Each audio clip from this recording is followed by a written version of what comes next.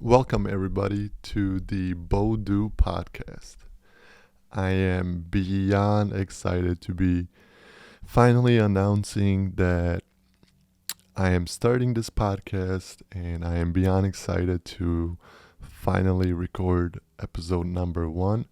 And I cannot wait to release it for everybody to listen to, and so everybody can kind of get the idea of why I am doing this and what my plans are for this podcast. So my name is Bojo Durman. A lot of people know me as Bo. That's kind of my nickname ever since I came to the United States. And the way that I got that nickname is when when we came here in 1998, my parents took me to school to enroll me into school. And the principal at that school, when she saw my name, and my name was spelled Bozo here in the United States because the American alphabet did not have the letter J. So when she saw that my name was spelled Bozo, I think that she kind of got worried about what kids would call me or if I would get bullied. And I think in order to prevent that, she was looking out for me and said that we should probably just call him Bo, at least within the school. So that's how that name stuck, and that's how I got that nickname. And also some of my Serbian friends, or a lot of my Serbian friends also call me Bo. That nickname just kind of stuck with me. So that's how I got that nickname. My age, I am 32 years old, and I am located in Berwyn, Illinois. That is about 2-3 cities over from Chicago. And so I'm not too far away from Chicago. I'm literally there in 15 minutes if there is no traffic. But unfortunately, with our highways here, that traffic is just something you cannot avoid, as we all know. So in episode number 1, I will be talking a little bit about myself, just so you guys can get an idea of who I am and how I got to the point that I am in my life. So I'll be talking about my education, my career path that I've had so far, and also I want to go over what makes me want to start this podcast and the reasons that are motivating me to begin with this podcast. So I'm going to start with year 2008. 2008 is when I graduated high school, and that's really where that next chapter in my life began. You had your childhood, and then you had the teenage years, and I think after graduating high school is really when that next chapter begins. So right out of high school, I went to Morton West High School in Berwyn, Illinois, and right out of high school, I had a hard time figuring out what I wanted to do for the rest of my life. And I feel like a lot of people can relate to that, especially being 18 years old. I think it's a big ask of somebody to figure out where they want to go to school, what they want to go to school for, and what they want to do for the rest of their life. So I'm talking about my experiences as well. So out of high school, I thought I wanted to be a mechanical engineer. So I took some classes at a community college at Morton College in Cicero. Some classes that I needed to apply for mechanical engineering school, and I decided that it was not for me. That mechanical engineering was not for me. And then after that, I was still lost, still did not know what I wanted to do. But I thought about going to school for heating and cooling. That was an option that I wanted to do, which I think would have been a smart choice for me because, and I say that because if I started with heating and cooling right out of high school, I would have been done with it, within 2 years, because the Morton College, the community college here in Cicero, they had the heating and cooling program as well. So I would have been done in 2 years. And then at 20, I would have started working somewhere and got about 2 to 3 years of experience. And by 23, 24, I could have potentially had my own business. So I think trade school, any kind of trade school, is definitely something people should consider when they are thinking about possible career paths or what they want to do for the rest of their life. I decided that wasn't for me. I was thinking about being an aircraft mechanic, a helicopter pilot. There was a bunch of things that crossed my mind while I was trying to figure out what I wanted to do. My sister, being in occupational therapy at occupational therapy school at the time, she suggested that I look into physical therapy school, or into the physical therapy career. And I did, and I did my research on the internet, and then I actually shadowed a physical therapist as well at a local clinic. And I decided that I think that would be something for me, because physical therapy involves a lot of exercising, and not just exercising, but involves the body, the human body. And me being an athlete throughout high school and my childhood years, I thought, that's something that I would enjoy doing, because up until now, exercise and training and soccer and basketball was something I really enjoyed. So I thought that would transition nicely. So luckily, the Morton College, the community college that I was already going to, they had a PTA program. It's a physical therapist assistant. So as a physical therapist assistant, you work alongside a physical therapist, and you still get to do a lot of the things that a physical therapist does. You still get to see the patient from start to finish pretty much, and you're involved in their plan of care and their rehabilitation. So I was like, let me try out physical therapy, be a physical therapist assistant, finish school for that, see if I like it, right? Because I didn't want to commit to being a physical therapist right away, and the amount of school that I needed to finish physical therapy. My PTA program was only about 3 years altogether, and the physical therapy, or the doctor in physical therapy program, not a program, but schooling, would have lasted about 6 to 7 years altogether.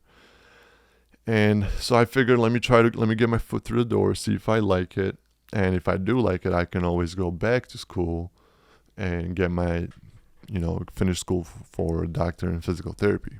So that's what I did, and finished my PTA degree, and that's an associate's degree in applied science. And like I said, luckily Morton College had it, because I saved a ton of money going to a community college at first instead of a university. And Morton College, I think I was paying about $1,200 a semester. And also, I'm very lucky for my parents, because they paid for all of my schooling for the associate's degree, for the PTA degree. So we saved a lot of money going to a community college, and once I finished my PTA degree, I started working as a physical therapist assistant. And that is, like I said, that is something that I enjoyed doing. I enjoyed doing a lot, because for me, human interaction is very important. I don't see myself ever working in a cubicle or an office, right, where I'm just behind a desk all day long for 8 hours looking at a computer screen and not interacting with people. That is just not me. I enjoy that human interaction. I enjoy talking to people, getting to know them. And the best part is, listening to people's stories and grabbing little things out of their stories that you can use in your life. So, and working as a physical therapist assistant, that's all you were doing all day long. I mean, you were doing your job, but you were interacting with people. Sometimes I would have a schedule where I would have over 20 patients in a day. So that's 20 different people that I got to talk to that day, and that, that I got to talk to that day and hear their story. So that's something that's important to me, and I really enjoyed doing that, and I really did love that job. But I just felt like, I got my foot through into the medical. I got my foot in through the door into the medical field, working as a physical therapist assistant. And at that point, I enjoyed doing it, but I felt like there was something more. There's more for me to do. I didn't want to just settle to be a physical therapist assistant.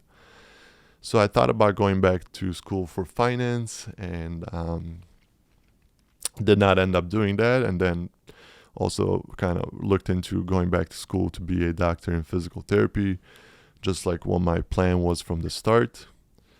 And in order to do that, I needed to have a bachelor's degree. So with that being the plan, I went back to school and got my bachelor's degree in healthcare management. I got my healthcare management degree at Concordia University. And after I finished that, I continued looking to what further schooling I needed to become a doctor in physical therapy. And one of the nice things about going from PTA to DPT, you do not have to restart school. There's a transitioning program that helps you transition from a physical therapist assistant to a doctor in physical therapy. When I looked into the bridging program, there was only 2 bridging programs in the whole United States that transitioned PTAs to DPTs. One was in Ohio and one was in Texas. I would say there was 2 reasons why I did not pursue that route and get my degree in physical therapy. One of the reasons was because at that time, after I got my bachelor's degree in healthcare management, and when I was considering going back to school to be a doctor in physical therapy, I was about 29 years old, I would say, 28, 29. And with the amount of schooling, it would have been an extra 4 years of school. And not schooling altogether. I had to wait before I can apply for classes, and then I had to wait like a year before I can enroll in or apply to the DPT program. So a combination of both waiting and extra classes that I needed to take, it would have taken me an extra like 4 or 5 years to finish that. And me being, 28, 29 at that time, I just did not want to go for more school, another 5 years of school. And also I would say the main reason I didn't do it is also because of the cost. It would have cost me $100,000 to get my degree as a doctor in physical therapy. So I just did not want to go into that much debt at that period of my life. $100,000 is not a small amount of money, and it's just something that I did not want any part of, because the way I look at it, that $100,000 would have taken me to about 15 years, if not even more, to pay it off with interest. And a starting salary for a doctor in physical therapy is not, it's higher, but it's not significantly higher than what I was making as a physical therapist assistant. So if I'm paying for my loans, my student loans, let's say $1,000 a month, maybe even more, if I subtract that student loan payment from my salary that I would have been making as a DPT, it would have brought me right back down or near to what I was making as a physical therapist assistant. So I would have been in that position for the next, 5 years or so before I actually move up the ladder as a doctor in physical therapy. So that's just something that I did not want to do, and I didn't want to commit that much time and go into that much debt to get my degree in doctor in physical therapy. When I was talking with some of my friends, we were talking about life and where I was in life, and I was talking about myself and how I didn't know what I wanted to do, but I know I wanted to do something more than where I was at. The sales career got thrown out. thrown on the table. And it was one my friend's, I believe it was one my friend's girlfriend at the time, wife at the girlfriend at the time, wife now. She mentioned, "Why don't I look into medical sales since I was already in the medical field?" And I felt like kind of like a light bulb went off, and I was like, "She's right. Why did I not think of that already?" Because I always enjoyed sales. Going through high school and my jobs throughout college, they were all sales jobs pretty much. I worked at Guess clothing store. I worked at Macy's as a woman's shoe salesman, and let me tell you, being a woman's shoe salesman, I was making pretty good money at that time. I think as at Macy's, I was getting like a 7% commission check for every shoe that I sold. So if a shoe cost $200, I was getting $14 for that sale. A lot of people did not buy one shoe. They usually bought 2 to 3 shoes, and if they're on the higher end, in half an hour you can make a $600 sale. So take 7% of that, and you're making a nice little hourly rate as a shoe salesman. So I enjoyed that, and again, all these jobs that I was doing, I had that human interaction, talking to people, getting to know them. So, and then also my career as a PTA is still that human interaction. So that was something that I really wanted to hold on to, and whatever I did next, I still wanted that human interaction. And so when I looked into medical sales, I was looking into sales positions, but a lot of them needed like 2-3 years of experience. They needed extra schooling, and it was just some things that I did not have. But what I did have working for me is that I had 6 years of experience as a physical therapist assistant. So in that orthopedic world or that physical therapy field of work, we did have companies come into our clinic offering these devices, these range of motion devices that for our patients that would help them improve their range of motion at their joints, really any joint of the body, ankle, knee, hip, fingers, wrist, hand, elbow, shoulder. They have these devices that help improve their mobility at each of those joints. So let's say a person has a rotator cuff repair and they have a hard time getting their arm up in the air because they can't and they were immobilized for some time. They really need that arm stretched in order to get that motion back. So these devices, you put them on and they help you get that motion back. But so thinking about those devices, I was like, let me reach out to this company to see if they have any positions open or if they'll be hiring soon, because I do have that experience as a PTA and I can still utilize my knowledge that I've gained through school and work experience with this role, with this company that was selling these devices. So I did reach out, and sure enough, I was told that there might be a position opening up soon. It would be a starting position. I would be an assistant to a sales representative, but it was a starting position, and I needed to start somewhere. So I took that position. I applied, and I ended up getting hired, and I worked as an assistant. So I was just staying as an assistant. I was a physical therapist assistant, and then I went from that into another assistant role. So I guess you can say I'm a professional assistant. But so I ended up being a assistant for a sales representative for about a year.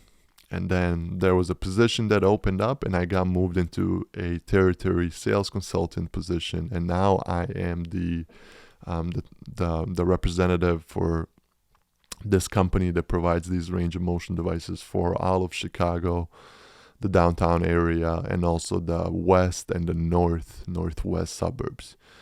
So that's how I transitioned from a PTA to my current position where I am at now. And those were some of the choices that I made that were kind of important into getting to the place that I am at now.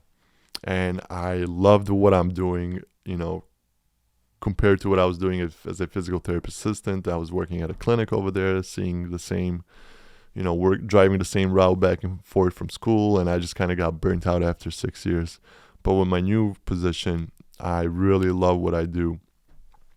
I get to work from home. I have a home office. I get to interact with patients. I still get to utilize the knowledge that I gained through my schooling and my work experience.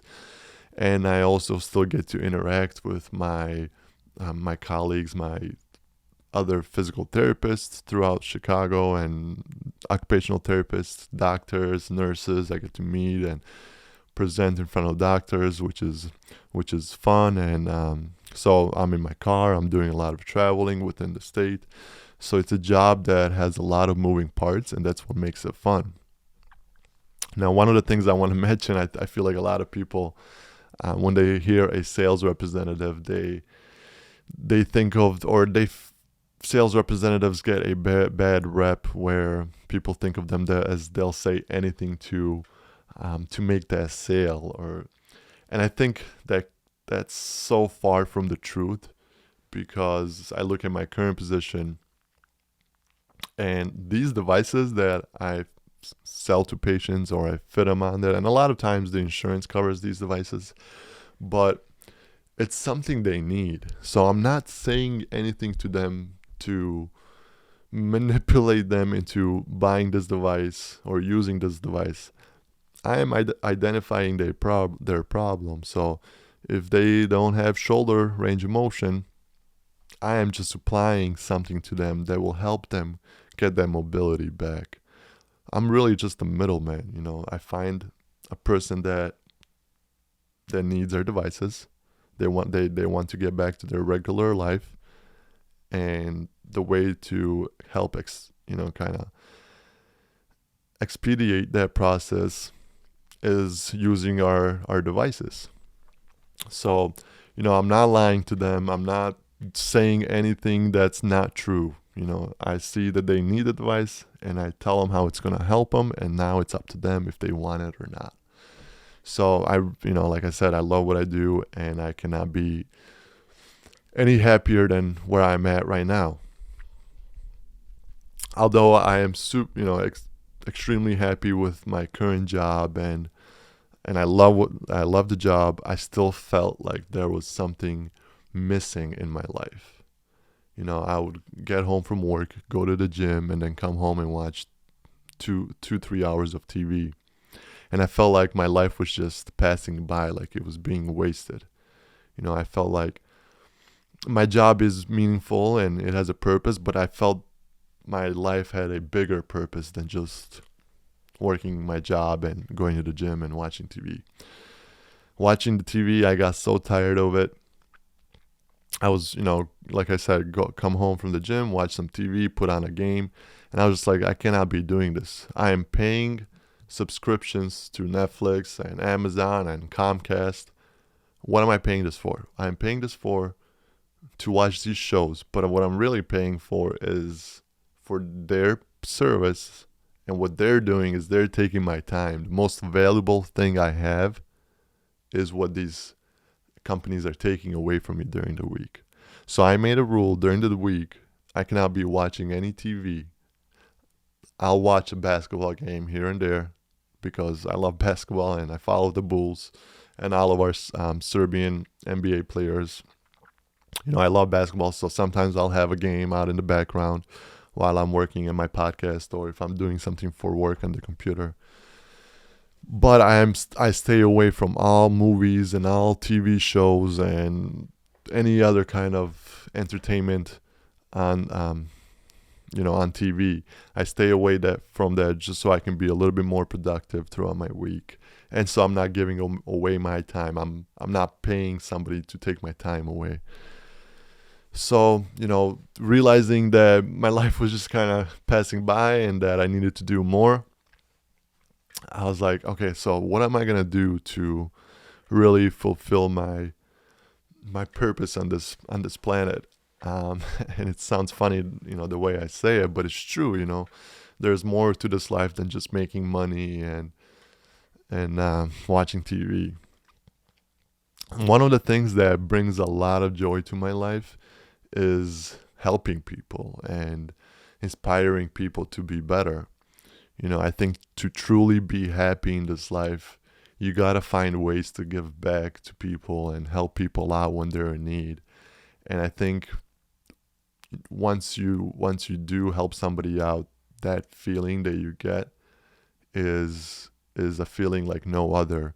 For example, my at from 25, 26, 27, I was out of shape. I was about 40 pounds overweight, and so I got in shape. I looked at myself and I was like, dude, what are you doing, man? You better get your ass in shape. So I did. I was like, these are the best years of my life. I have no business being out of shape. So I got myself in shape. I lost about 40 pounds. And talking to one of my buddies, he kind of complimented me on my weight loss and how good I looked at that time. And that's something that he also wanted to do. And we were talking, I just kind of told him, man, listen, if you want to look a certain way or if you want to achieve something in life, you got to figure out a way to do it. Right? So if you want to lose weight, what do you got to do? You got to tweak your diet a little bit, get more exercise in, and the weight will come off. So I told him, if you want to do it, you just got to do it. Stop making excuses. Stop blaming other people for your problems. Stop feeling sorry for yourself because of some problems that you've had in your life. Forget all of that. Figure out what you want, how to get there, how to achieve it, and just move forward and get there. So I think after I told him that, he kind of, I guess he took it, not personal, but he took it too hard, and he ended up losing weight. He lost weight, and he looks great. And when we see each other, he always says that, that conversation that we had kind of helped him open up his eyes. So that feeling, like when he told me that, and I wasn't even trying to inspire him, or I was just being real with him, right? I was just being myself, telling him how it is. So when he told me that, man, that like a feeling came over me of excitement, of joy, of happiness.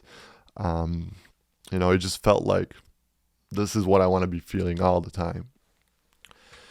So having that excitement and that desire to help people, even more than I'm already doing with my current job, I was like, what can I do? How can I reach people on a bigger level? How can I motivate or inspire people on a bigger level? So I was like, why not start a podcast? Podcasts are something that I've been listening to for quite some time, and different topics and different hosts that inspire me. So I was like, let me start a podcast. That would be a way to reach people. But who am I going to target? Or because there's so many podcasts out there, there's millions and millions of podcasts, and realistically, I cannot be, I'm not going to be getting any traction with a podcast that doesn't have a specific audience or a specific purpose. So with that being said, and me being Serbian, living in Chicago, where there's a huge Serbian community, and also in our neighboring states such as Wisconsin, Indiana, and Michigan, Ohio, even Canada and the West Coast, we're really everywhere. So with me being Serbian and such a big Serbian community here, I've decided, let me kind of focus just on our community. This is a way for me to leave a positive impact behind on this world. So I want to focus, and I'm going to be a little bit more clear with this as well. My goal is to bring our community a little bit closer together, and I want to do that by having other guests on that are Serbian, who have something positive and have some knowledge to share with the rest of us.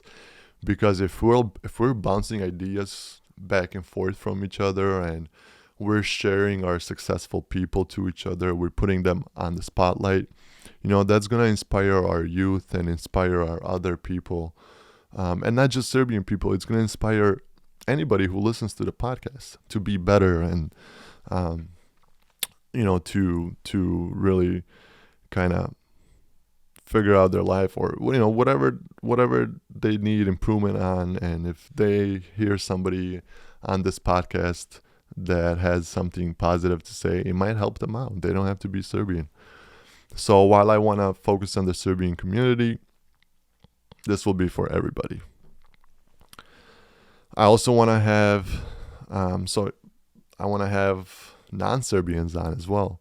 I'm starting with our community because I'm part of this community and I want to be involved with our community. I feel like I'm not involved enough in our community, and this is just something that I can offer to people. It's something new. It's something that we don't have. So I think it's a fun idea, and I think I'm going to have a lot of fun doing it. And I also think that we just need something that's going to bind us a little bit closer together. We hang out with each other, but I feel like it's most of the time at a nightclub or where there's a lot of alcohol involved and loud music. So you can't really get to know people. You can't really get to know other people around you, in that kind of atmosphere. So I think this will be something where, like I said earlier, we'll be able to share each other's stories, share people that are successful, that have something positive to say. They'll be able to come on, and now somebody living on the West Coast can hear what we have to say from Illinois, or somebody that's on the West Coast wants to come on and on the podcast and share their life that we here in Chicago, we have no idea who they are or what they do. We can learn from them as well. So this is what this is about. It's to kind of bring more awareness to each other and who we are, but at the same time, not just within our community, for everybody else as well.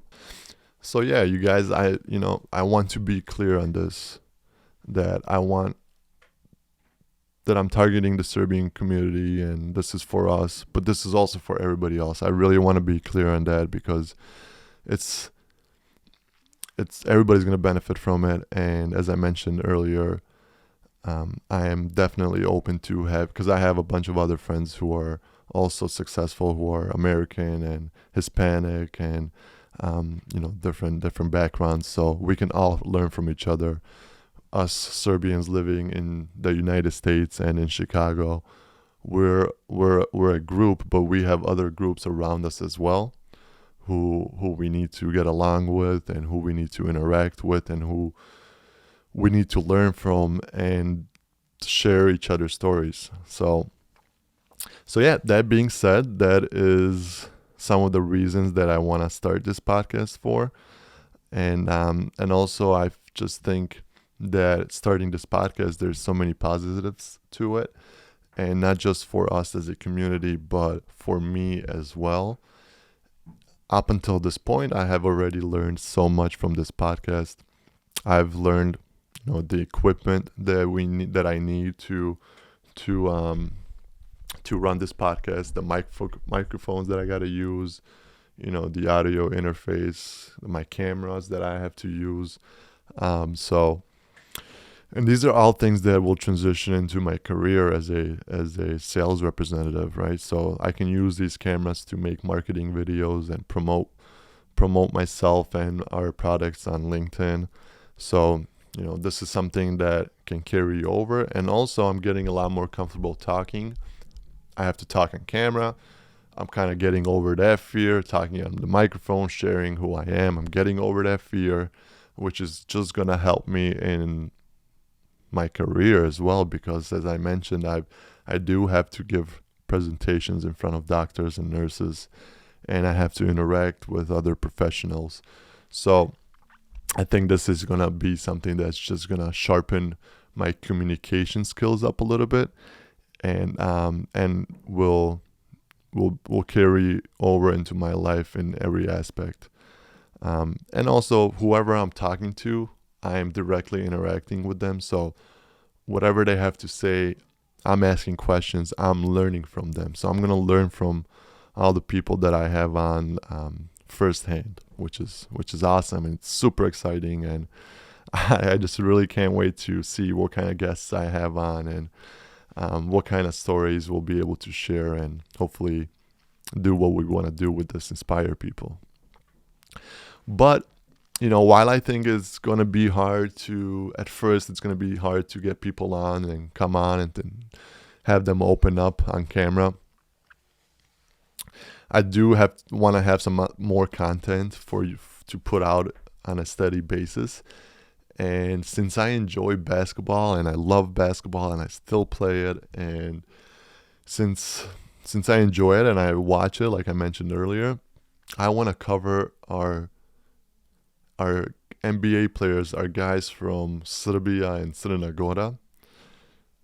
I'm going to start with Serbia and Crna Gora, but just because I've never done this before, I don't know what it takes for it to be successful. So I'm going to give it a try. I think it's going to be fun. It's going to give me a reason to keep up with our guys, keep up with the guys that are coming into the league, who are doing well in the league. Everybody knows Nikola Jokic, but what about some of the other guys that are not as successful as him? So I think it's going to bring more awareness to our guys, but also it's going to help build our community even stronger, even more closer together, because everybody unites through sports, right? So, and then as I get comfortable with our guys, our Serbian guys from Serbia and Crna Gora, maybe I start including other players as well from Bosnia or Croatia and Macedonia and Slovenia. Well, I'm thinking about covering Luka Doncic along with our Serbian and players from Crna Gora and Serbia.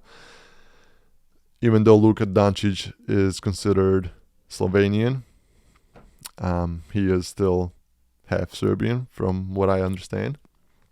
So if you guys think that I should cover Luka Doncic as well, please let me know. Drop a comment if you think there's any other players that from the Balkans that I should cover. Please let me know, and I will do that every Saturday. So the plan is to every Saturday kind of drop an episode on how our guys did, what they did well, what they can improve on, in my opinion, and also just to kind of have a platform where somebody can tune in, right? They can just put on my podcast and they'll be able to know how our guys did for their week, and it'll prepare them for their water fountain talks at their work, So if their coworkers are talking about basketball, you'll be prepared to talk about our guys and what they're doing well. So I think that's going to be fun. I've always wondered what it would be like to have a career as a sports broadcaster. Even though this is not a career for me, this is more of a hobby for me. I think it's still going to be fun to do. So you guys, this was my first episode. I hope you enjoyed what I had to say, and I hope that you were able to get to know me a little bit better and understand where I come from, and if you understand where I come from and who I am and how I got to the point that I am in my life. And sorry if there was any issues with this podcast, if the recording wasn't as good as we needed to be, if the cameras recording are not as good, or I don't know how the picture is going to turn out. I think it's going to be good, but I have had problems where I couldn't get the cameras to focus. So I hope this turns out good. If you find any issues with this podcast, or if you feel like I can improve in any ways, please let me know, and I promise that I'm going to do whatever I can to succeed with this podcast and to make it better. So if you have any suggestions, please let me know. I promise it's all going to get better. And I really hope that you guys see what I'm trying to do with this podcast, and what my vision is for this podcast and how it's going to bring good to this world and how I'm going to leave a positive impact on this world with this podcast. So I hope you see the big vision, and I hope people are going to be comfortable coming on, right? I understand coming on a camera and talking and sharing your life can be a little bit intimidating, and you're opening yourself up for criticism. But please understand that everybody has something to share. Everybody has something positive to share. And so, keep that in mind, because your story might help somebody else out. And that's important. That's a way to unite each other and look out for each other. Please leave a comment. Let me know what you've thought, as I've already said, how I can improve. If you liked it, give me a thumbs up. Give me a comment. I would really appreciate that. I will engage with you guys in the comments as well. So leave me a comment. I would really appreciate that. And I hope you guys, if you did enjoy it, please share it. That would mean so much to me, because that's a way to get the word out about this podcast. A word of mouth is a powerful tool. So please, if you enjoyed it, please share it. You'll be able to contact me. So if you feel like you want to come on, or if you know somebody that wants to come on, that you feel like they'll be a good person to have on this podcast, or if you think you'll be a good person to have on this podcast, please reach out to me. My email is bodupodcast@gmail.com. You can also send a message to me on Instagram. I will also eventually be on Facebook as well. I haven't had the time to do it. This podcast, the video podcast, you'll be able to watch it on my YouTube channel, also Bodu Podcast. The recording should be on Spotify and the Apple Podcasts and other streaming platforms. So it will be available to everybody one way or another. Again, I hope everybody enjoyed it. Thank you for tuning into episode number 1. I am extremely excited and happy, and just cannot wait to have my first guest on this podcast, and I look forward to releasing that as my second episode. And I also look forward to covering our NBA players. So thank you again, everybody. Have a great weekend. Have a great day. And peace out, everybody.